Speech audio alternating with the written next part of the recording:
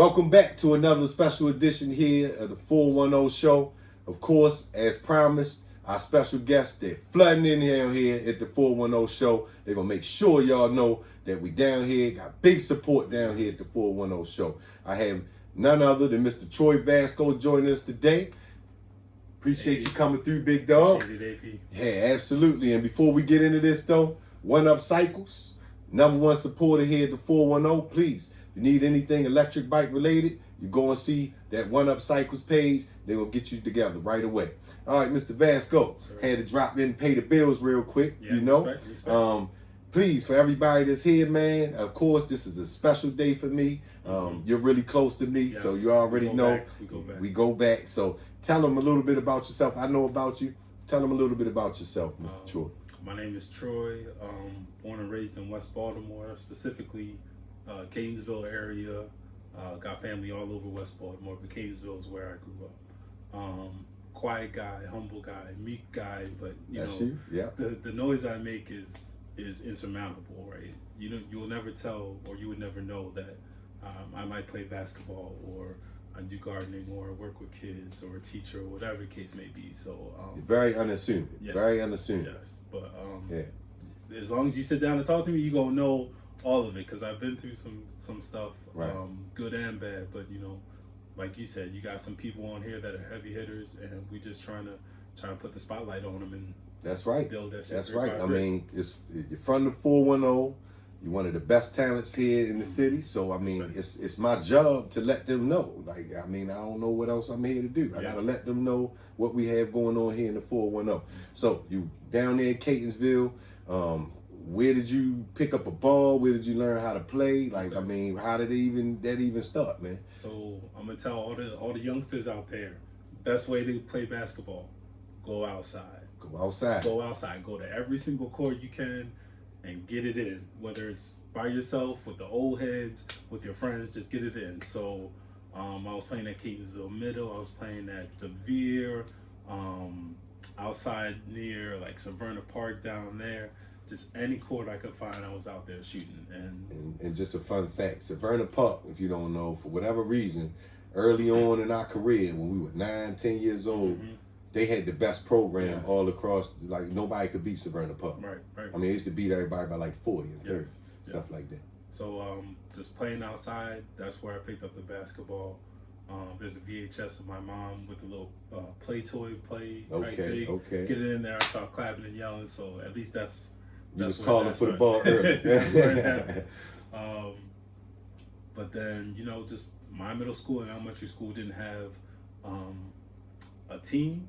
I did think about going to Rico, but it was like a little too much. Okay. So I went to middle school at John Paul Regional Catholic School. Shout out to them in Woodlawn. But again, they didn't have a basketball team, so I was just playing after school with the buddies, just shooting. Right. To do. But playing ball, you were going outside. Though. Yeah, playing ball. So that's first time. Most of the time I pick up the ball is just playing outside, playing against neighborhood kids. So after that, I go to Our Lady of Victory, Catholic school right there on Wilkins Avenue. You're allowed 2 non-perishable guys on your team. So I made that. Another guy named Kevin. And shout out to Paul Punt, Our Lady of Victory, real quick. Hey, anytime you mention OLV, I gotta shout out Paul Punt. He around? You still talking? I haven't seen Paul in quite a while. That's all right though. The 410 show, we're gonna dig Paul up. We're gonna get Paul down here. Paul Punt, if you see me, man, you're more than welcome to come down here and jump on in here with us. That's what's up. Shout out Paul Punt. Coach Clancy gonna get a kick out of that, by the way. So I'm at OLV, and a tall, lanky kid, not really good on my feet, but it's all mental. Most of it is mental. So I'm just running down the court, catching the ball, keeping it high, putting it back. You know what I'm saying? If I see the ball on the floor, diving for it. Just the little things that, you can play, but you got to do the little things in order to win. So you fell in love with the little things on the court, is what it sounds like. And the little things get the job done. So I mean, we like the people that go out there and do the little things, definitely. The dirty work. Definitely. So my team was good. We had a couple shooters. Shout out Mark. We had this guy named Corey who kind of had the same engine. Just a lot of little pieces that made us a great team, right? So maybe 6th, 7th, 8th grade. I'm playing with OLV, and we're breezing through the conference like maybe 8-0, 9-0, 10-0, whatever. But we always would have this tough competition against St. Mark's. St. Mark's. St. Mark's. That was the who you had to That was get our through. roadblock, Okay, yeah. okay. And they just had this big, strong dude named Will. I don't know where he is now, but big, strong dude named Will, and he would just body me, put me under the basket. I'm like, yo, why can't I score against this dude? But you know, like I said, we had a great team. If Mark get hot, all I would do is just kick it out. He would knock down 5 threes in a row. Just shooter stuff. Good shooter. And he played with me at Mount St. Joe too. So were you a good passer? Yeah, I was a good passer. Okay. I was a good passer. I didn't always catch the ball, but if I got the ball, I know what to do with it when I got it. Right? Okay. So yeah, that's at least the early part of. Okay. All right. And you know, it sounds like you were right there in the backyard of none other than Mr. Coach Pat Clatchy, Yes, man. sir. If you were over there at OLV, and if you haven't already, we just talked about Pat Clatchy with Troy Butler. Yes. We had an interview Shout with out him Tory. down here, and most certainly shout out to Troy. Hey, Coach Clatchy, 850 wins, man. You know, I had to say he's the best basketball coach here in the area, but you know, that's for another time. So you go down there, you're at OLV, Coach Clatchy, he's circling the area, of course. You know, that's his stomping grounds, and what happens, man? So after winning like a few tournament MVPs, I get the notes that he handwritten himself. He says, "Yo, congratulations on blah blah blah." Those handwritten blah, blah, notes, Coach Clatchy. You know, he's good for those. Yes, famous indeed. for him. Yeah. Come to the camp. Come see what we got at the camp. Come through the walkthroughs. At the time, I didn't know what high school I wanted to go to, so my top 3 were St. Joe, Cardinal Gibbons. Rest in peace, Cardinal Gibbons. Gibbons. And Spalding. But I picked St. Joe because it was right down the street from my house. So was Cardinal Gibbons, but I like St. Joe's like brotherhood almost of it, right? They definitely have a great brotherhood at St. Joe. I can go for that all day long. Yeah, so the brotherhood was good.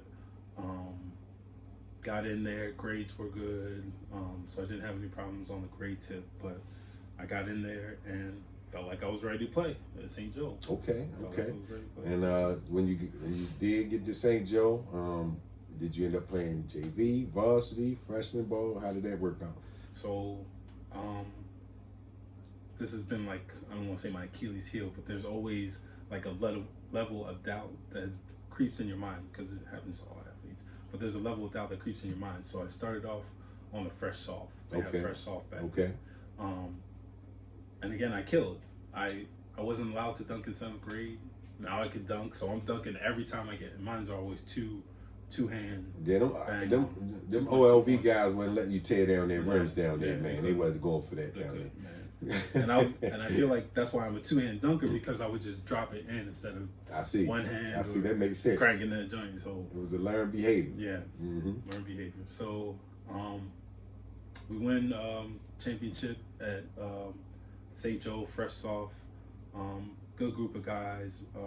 Anthony Armstead, Rod, who coaches at Bowie right now. Okay. My guy Mark is over there. I think we had Chris Olsen, another big kid who played in the league in OLV. Just a good group of guys. They moved up to JV. I was right there with them, but I ran into this guy named Andy Bauer, man. Respectfully, I appreciate the coaching, but it just didn't fit the way I needed to be coached. Yeah, and sometimes this isn't the right fit, you know, and then you look at people that are in different systems, and you know, sometimes they go to a system and they get lost in the system, and then they go to a different system and they flourish. So I mean, it's since the beginning of the time. That's basketball. That's how they work sometimes. One-on-one. Didn't really click with him.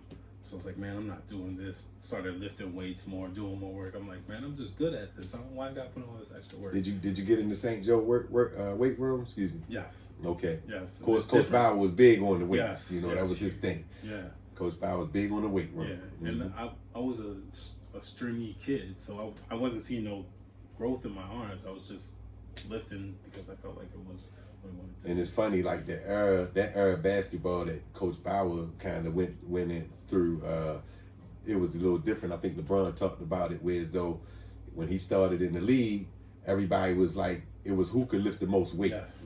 You know, and that's kind of was the mentality. Like, if you have to be strong because you about to go out here and it's like, are we playing football? Are we playing basketball? What's going on here? Like, you know, I didn't understand, but it took me a while to understand the weightlifting was part of the basketball. But yeah, definitely he was definitely wanting you to get in that weight room. So all right, things wasn't quite right.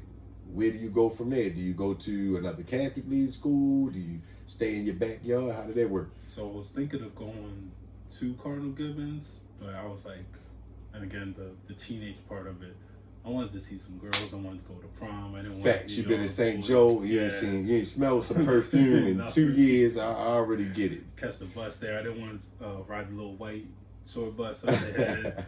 So I was like, man, I'm gonna go to Catonsville and I'm gonna just kill. So that was my mentality. Went there, felt like I was the guy there. Had good supporting cast, but they was kind of just athletes. Nobody that really wanted to play ball.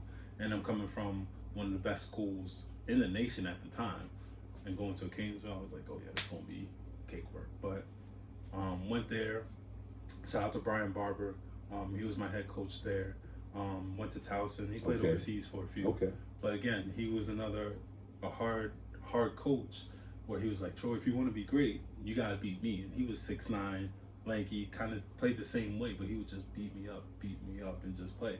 But again, he was getting you ready. Yeah, he was getting you ready. Yeah, absolutely. Pushing me there, and we bumped heads a bunch of times. So at least in my basketball journey, that's 2 coaches that I bumped heads with, and I'm like, why can't people just let me play? Right. You know, I'm good at it. Just let me play. But now I see why they do it. So I'm over there at Catonsville. Didn't get any all-county because I'm there my junior to senior year. Just no love. So it just feels like you just get no love. You've been pulling your all out here on the court, and just nothing is happening as far as like what you think it should be happening. Which I think think should be happening. What you think should be happening, right? But you know, it's always somebody else behind the wheel, right? Always. So tell me a little bit. You get through your junior, your senior year. College is knocking your door down. You didn't make all county, so I'm assuming that it was only a few of them knocking your door down, if they were. How did that look for you? So when I knew there was only a few looks there, right? But the few looks were D3, and like I said, I think I was better than what I was. So now I'm like, what am I supposed to do? So I kind of patiently made a better choice this time, instead of just beating myself up, going to community college, because I've heard a lot of guys, like you said, go from community college to play D1, and then they blossom. It's a stepping stone for them. Yeah, absolutely. Yeah. So shout out to Allegheny Community College out there in Western Maryland. Allegheny, one of the best programs in the nation, whether you talk about D1, D2, D3, the best programs, long time. Yeah. Shout out to Kevin, one of your boys. He went there too. Big Kev. But really good basketball school, man. Really good basketball school. Had to be a walk-on because I wasn't recruited, but again, I had faith in myself to go there, try out, feel like I was one of the best players out there. And I made the team as a walk-on, and that doesn't happen often because, coach will pick his guys, and then no, I know about being a walk-on, so it's definitely a feat when you make a team that's already kind of constructed as a walk-on. That in itself is definitely showing who you are as a player. So, that's big time stuff there, big time. So you're at Allegheny. How stuff going there? We jump in the mix. We start getting doubles right away, or how did that work out for you? So I'm a red shirt, right? Okay. So if you don't know what red shirt is, you have to sit a year just to learn, but you can save your eligibility rules. It's not like now where 30-year-old guys getting. I was just going to say. So let me. What is the difference now? Because that's something that we're going to bring up here on the 410 show. Is the NIL rules and kind of what's going on in high school. What's the biggest difference you see right now with all of that? So if there was, let's start with NIL and then we'll go red shirt. Sure.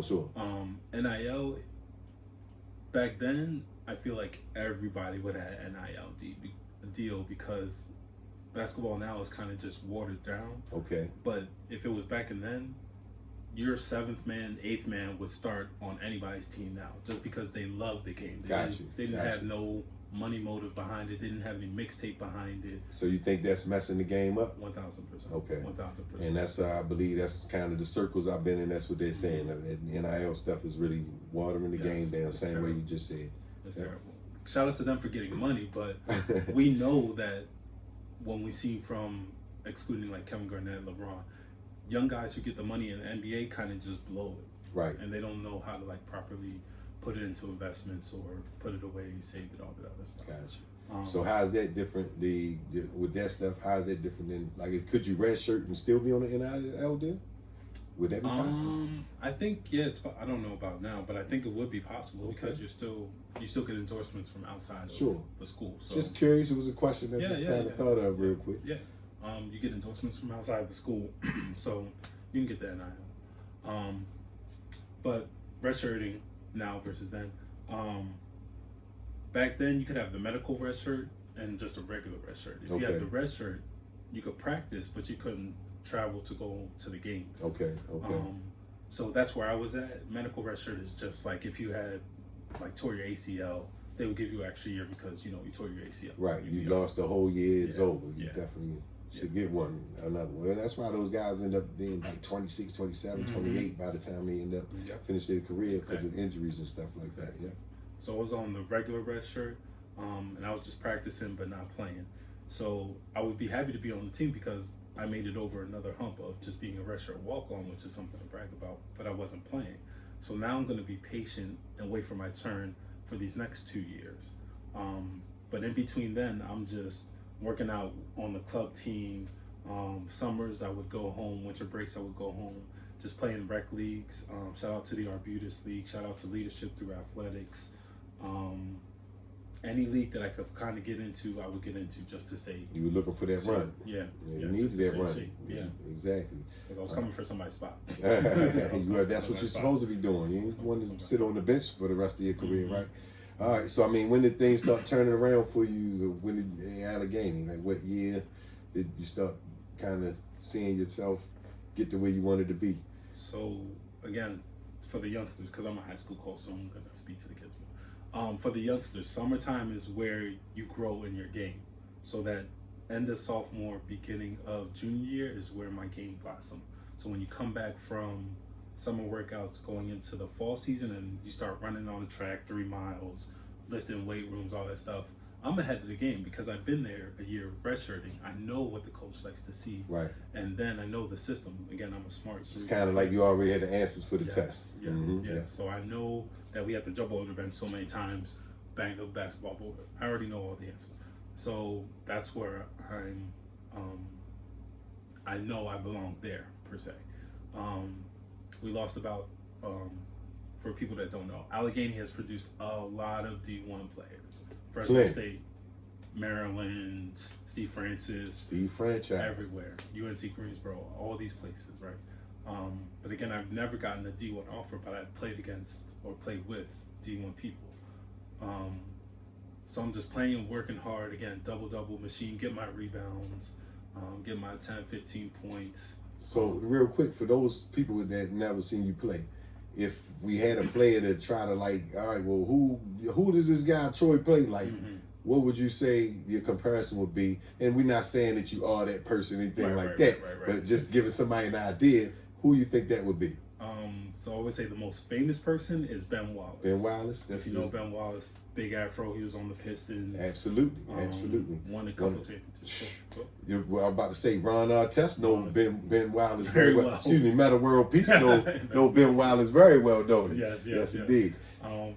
We'll talk about this later, but HBCU guy, undersized big man. Okay. Played against Shaq, but he was just the embodiment of what I wanted to play like. I can see that. Embodiment of what I play. Just hard worker, put on the hard hat, get the rebounds, tough rebounds, dunks, running the floor. Shout out to Ben Wallace real quick. Shout out to Ben Wallace.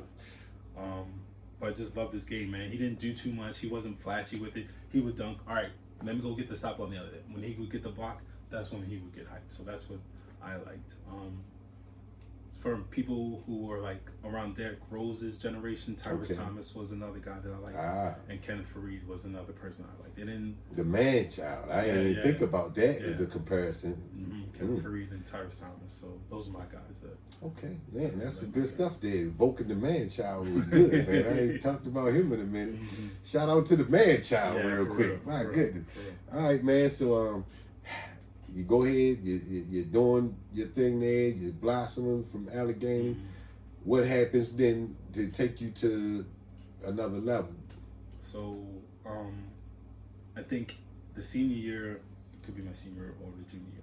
Senior year, feel like I had the best game of my life when I went like 11 for 11, had like 6 assists, 7 blocks, something like that. And it wasn't against like a Westmoreland, respect to Westmoreland. Respect to Westmoreland, but it wasn't like against the Westmoreland. I feel it was against BCCC. Okay, got it. 11 for 11 on that. But again, I felt like I was comfortable in my game.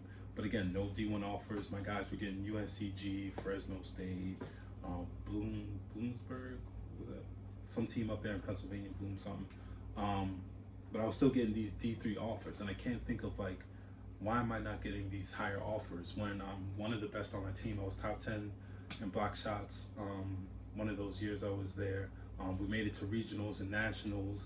I'm starting on the team, so I should be getting all these looks, right? But again, nothing's coming. That's what's happening. I go to like a junior showcase. I think for the youngsters, it's the May one that they have down in the convention center. But I just go to a junior showcase, and again, there's nobody there. There's nobody really taller than me, so I'm just still doing what I do, talk to defense. Right. And maybe I needed to change something in my game so I could get higher, but again, everything works out in his favor, so I'm not tripping about it now. Still got the D3 looks.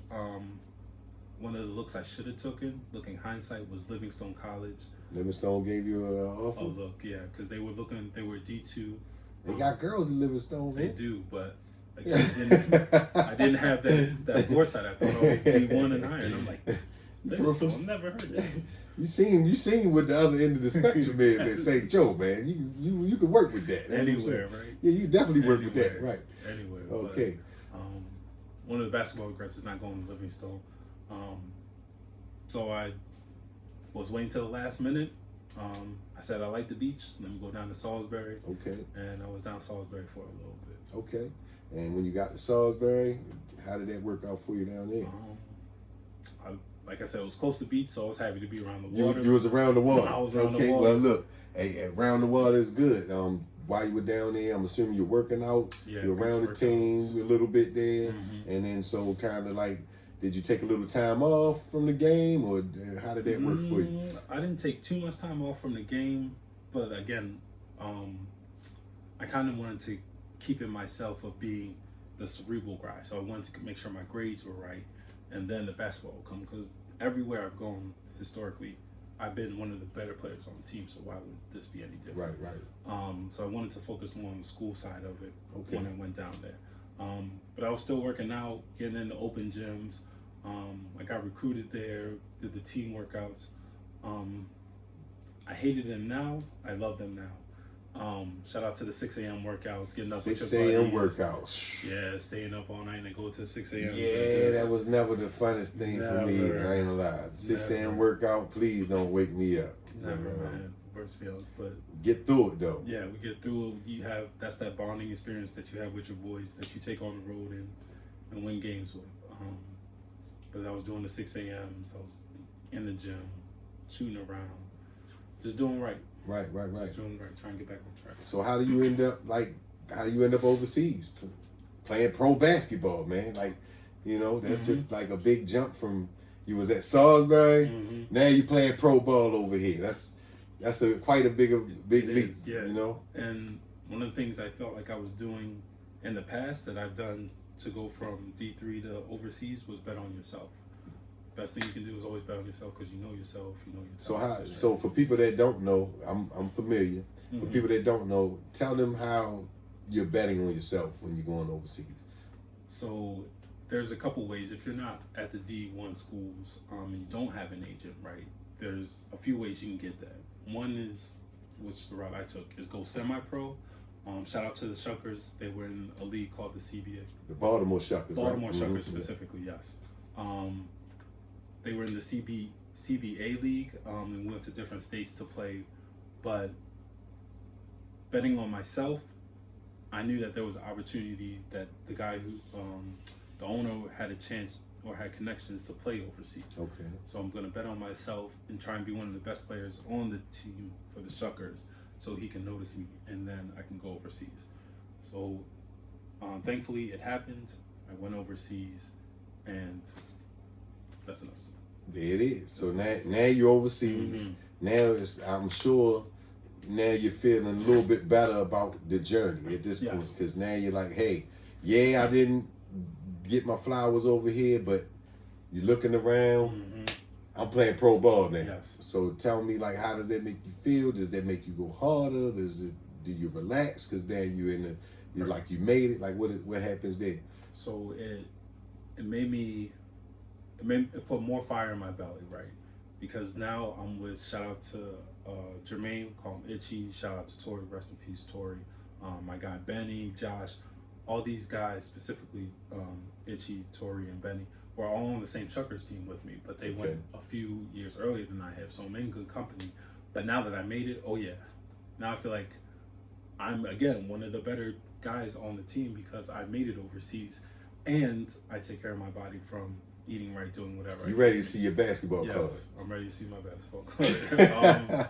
And one of my personal goals for overseas was, most guys will do like 2, 3, maybe 4 years. I wanted to go longevity-wise and bounce around. Okay.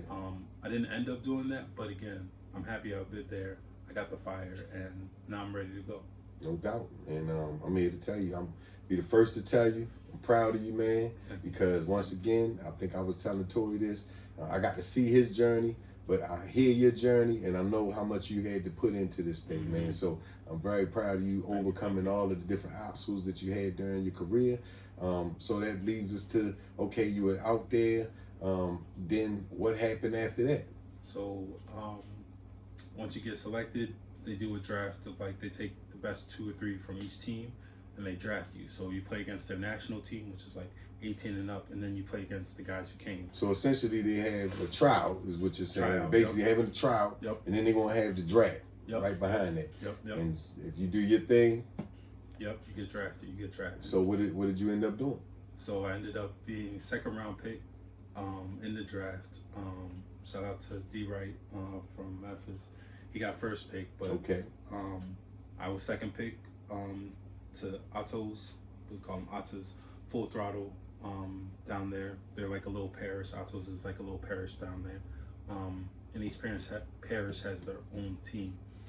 So I got selected second pick to Atos down there. Got it. And for those of y'all that are not sure what parishes are, it's their hood. So this parish is the hood. This is the other parish is the hood, and so they playing hood to hood ball over there. Is what they doing basically. So during that year, that's my first year, and any overseas person, most of them will tell you, you don't get the big bucks right away, right? Like, you got to earn your spot down there. Sure. So I'm not getting paid for like a month and a half, 2 months.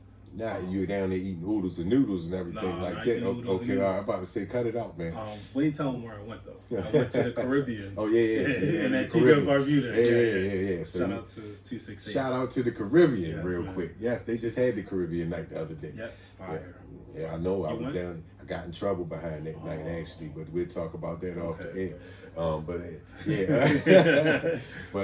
That definitely, man. I could see being in the Caribbean with that kind of food. You all right? Yeah, I'm all right, man. I had mangoes going on the back tree. You were good. Grape, all that stuff down there. Yeah, man. That sounds amazing, man. Like just to have the opportunity to play ball in an environment like that. Tell me. So what? I've never been to Caribbean, their stadium or anything like that. What does that even look like? So Antigua's not the biggest basketball, even though they are progressing, and shout out to all the guys. They just played in the FIBA qualifiers, but at the time they did just play in the qualifiers. Man, yeah, they just won it. They're not the biggest basketball, but they tell me there are more basketball courts than soccer fields down there. So I know they love basketball. Yeah, because that's normally not the case when you start going across the water. The soccer dominates everything. Yeah. So they got the culture down there, but there's no stadiums. Our main gym in St. John's used to be concrete, so you're playing on concrete. And shout out to Troy, he won a bunch of championships on concrete. On concrete, and if you're a basketball player, you know. Shout out. That's why my knees are the pieces now. They're concrete. Yep.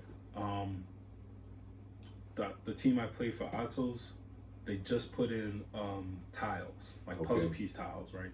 So now I'm feeling a little bit better, but I know if I get 2-3 years down here, my knees are gonna be done, because that's what Tori was telling me. That's what Itchy was telling me. But we finished in the middle of the pack that year. That's crazy. I don't mean to cut you off. It's crazy how much like education we have now that we didn't have about something as small as like playing on the concrete. Because I mean, like we swore by the concrete coming up, playing in the backyards, playing, and just think about all of the injuries and things that happened over the years that probably they're directly related to that concrete, man. So it's definitely something I didn't even think about until you just said that. Yeah, but again, from where I grew up, I'm okay with that. I've been playing with that for you was down right on Athol and Beachfield. You were good down there. Yeah. So we had tiles and we finished about like 5th in our conference, which was great improvement from where they were last year. But down there, again, I'm doing what I do, running the floor, talking defenses, blocking shots.